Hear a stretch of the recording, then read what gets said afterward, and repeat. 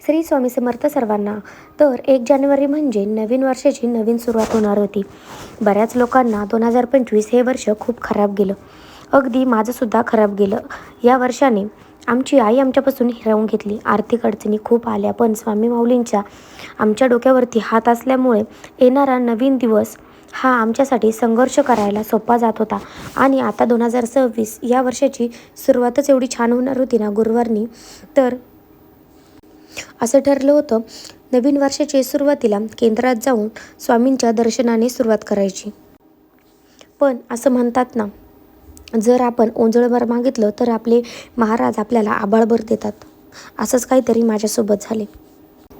श्री क्षेत्र अकलापूर येथे श्री स्वामी समर्थ आध्यात्मिक व बालविकास केंद्र घारगाव यांनी 1 दिवसीय गुरुचरित्र सोहळ्याचे आयोजन केले होते.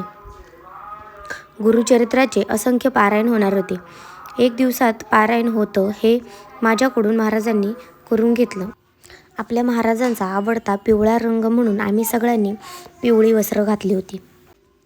पारायणाला जायचं म्हटल्यावरती ज्या वस्तू पारायणासाठी लागणार होत्या त्या सर्व आदल्या दिवशीच आम्ही भरून घेतल्या होत्या.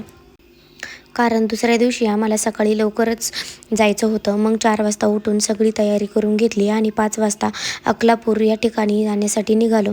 7 वाजता आम्ही जागेवरती पोहोचलो. पण आमच्या आधीच तिथे 5 ते 6 हजार स्वामीसेवक आले होते.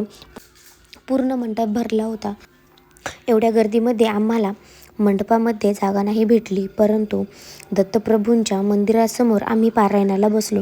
जवळजवळ 7,000 भाविक आले होते. सकाळी 7 ते संध्याकाळी 6 वाजेपर्यंत पारायण चालू होते.